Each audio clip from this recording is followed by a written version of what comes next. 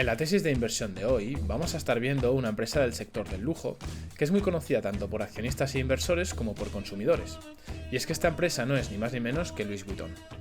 Durante el vídeo o durante la tesis vamos a estar viendo cuál es el modelo de negocio y la forma de ganar dinero que tiene, cuáles son sus ventajas competitivas, cuáles son sus estados financieros, riesgos, competidores y sobre todo, y una cosa que os interesa un montón, cuál es la valoración de esta empresa y cuánto dinero podemos ganar a día de hoy si invertimos en ella.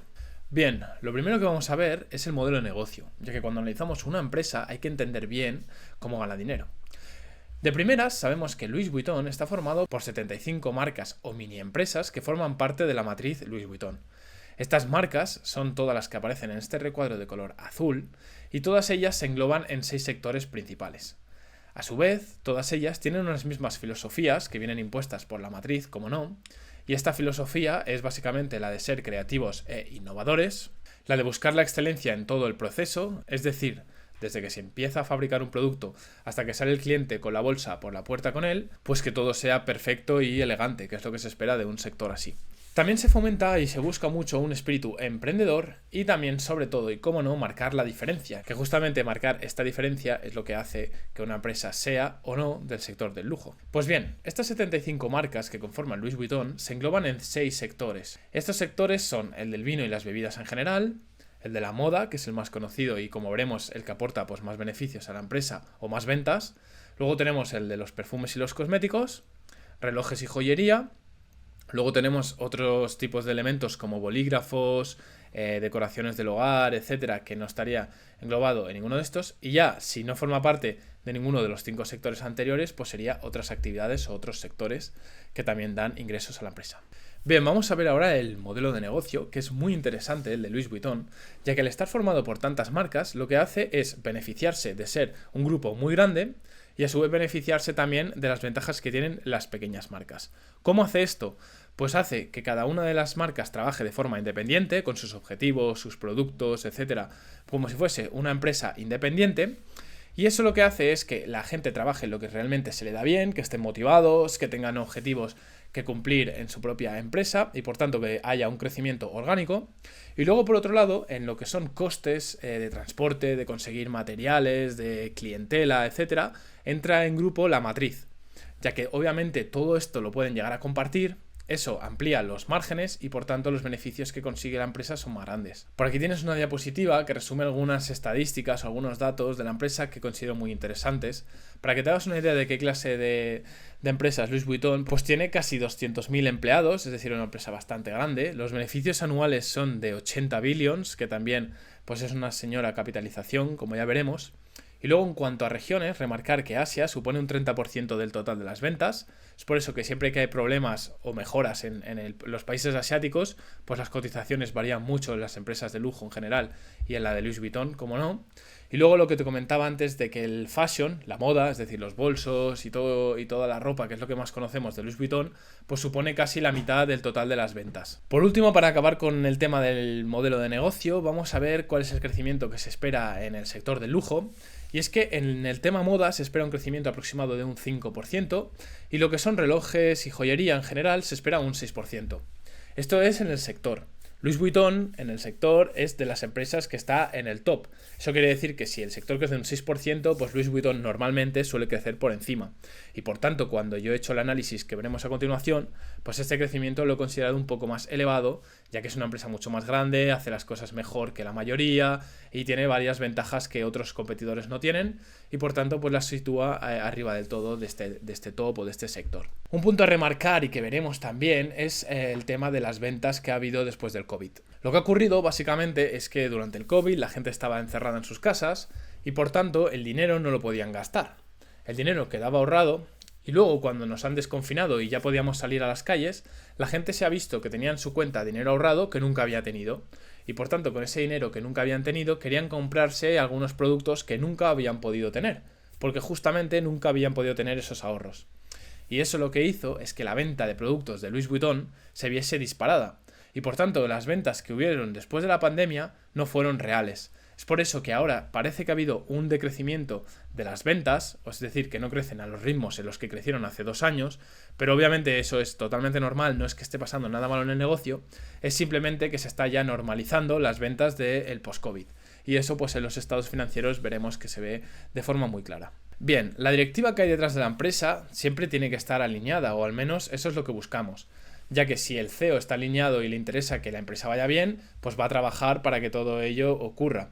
Entonces, detrás de Louis Vuitton tenemos que el 6%, 7% aproximadamente es de la familia Arnault. Y luego el 42% de las acciones pues es de Christian Dior. Y cuando miramos Christian Dior, pues su mayor accionista, casi con la totalidad de las acciones, también es la familia Arnault. La familia Arnault es básicamente la familia del CEO, que es justamente pues el CEO de Louis Vuitton, y su patrimonio aproximadamente, si sumamos estos dos, pues está valorado casi en 170 o 180 billions, que son simplemente en acciones de Louis Vuitton.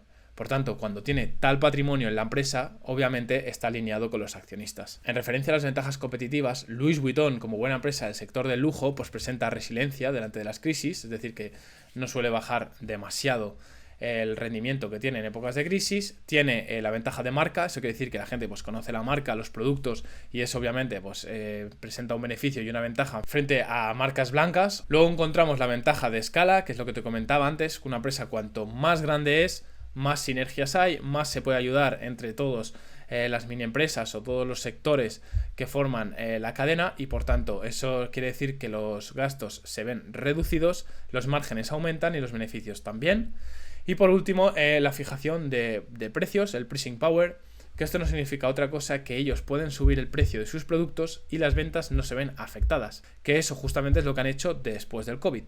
Después del COVID ellos consiguieron subir el precio de los productos y vieron que las ventas no se vieron afectadas, por tanto los beneficios pues aumentaron. Cuando vendes el mismo producto que te ha costado hacer el mismo dinero más caro, ganas más dinero. Estados financieros, aquí me ha pasado una cosa curiosa en cuanto a la cotización, porque yo este análisis lo estuve realizando el día 30 de noviembre, como veis por aquí, donde la cotización estaba a casi 700 euros. Y ahora cuando veamos el estado actual, a día 15 de diciembre, pues veremos que esta cotización ha variado. Pero bueno, cosas importantes que destacar aquí: la capitalización de mercado es una empresa ya de 750 billions, o sea, ya es una empresa grande.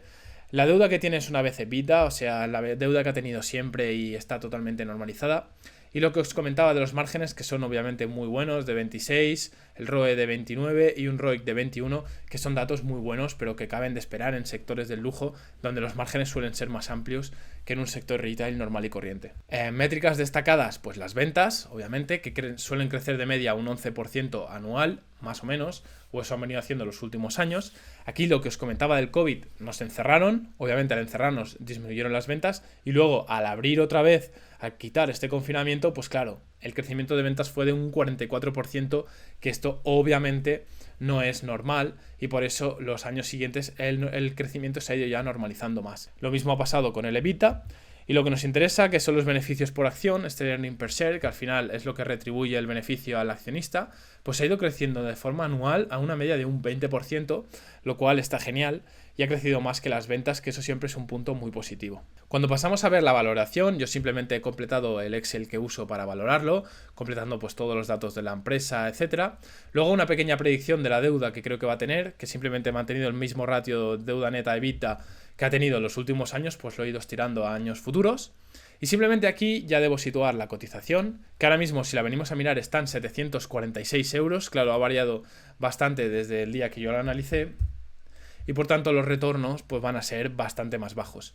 El dividendo ya lo he puesto aproximadamente de un 2%, el crecimiento que he considerado de la empresa de KGR, es decir, anual, ha sido de un 9%, recordemos que el sector crecía un 6%, creo que Louis Vuitton puede estar creciendo por encima, he puesto un 9%, y a la hora de valorar según los múltiplos, pues me he centrado en hacerlo según el múltiplo PER, que si venimos a verlo por aquí y echamos un ojo en estos 5 últimos años, claro, esta zona de aquí es la zona del post-COVID, que no deberíamos tenerla muy en cuenta, ya que llegó a estar hasta 40 veces PER, pero si nos fijamos en el tiempo anterior al COVID y luego los años ya que se ha ido normalizando, Louis Vuitton suele cotizar a un PER de 20-25 veces.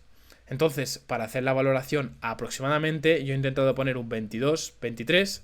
Si somos un poco más optimistas, creemos que va a ir a la barrera del 25, pues podemos poner 25.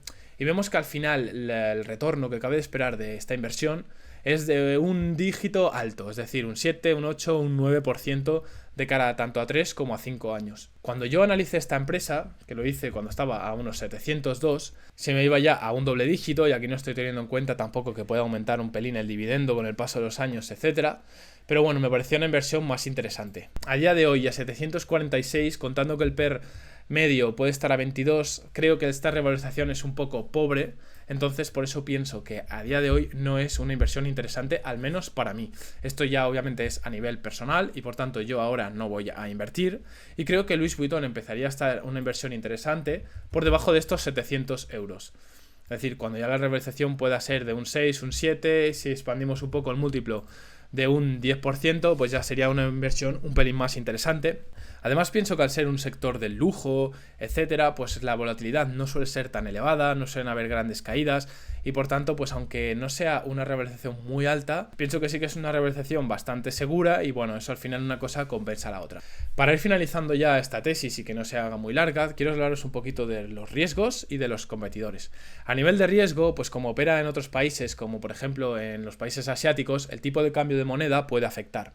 Lo puede hacer tanto de forma beneficiosa, para bien, como para mal.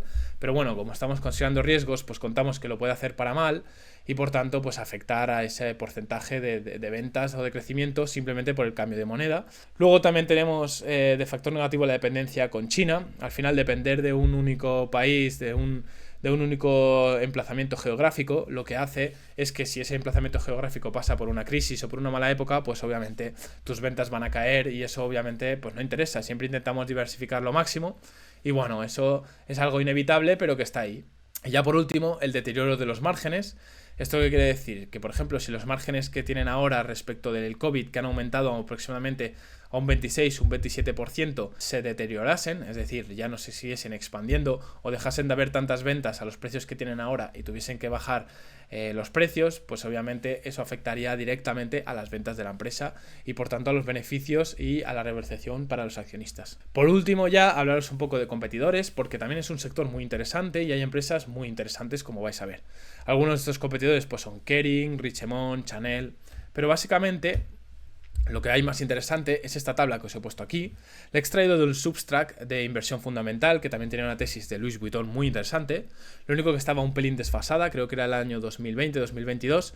Pero bueno, esta tabla estaba muy bien y se ve de un simple vistazo pues la pedazo de empresas que hay en este sector.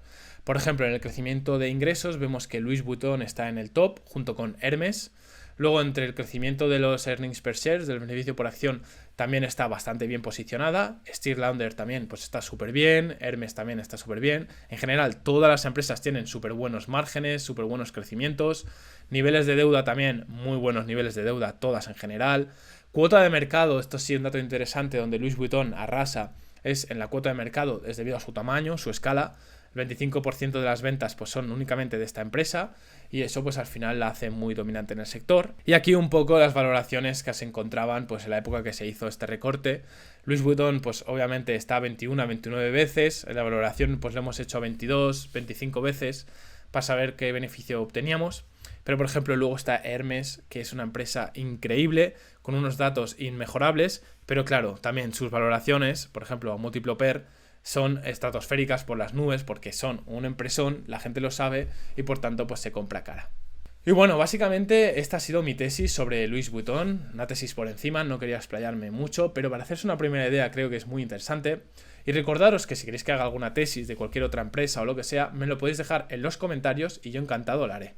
Simplemente espero que os haya gustado el vídeo, puedes dejar un me gusta si ha sido así, nos vemos a la próxima.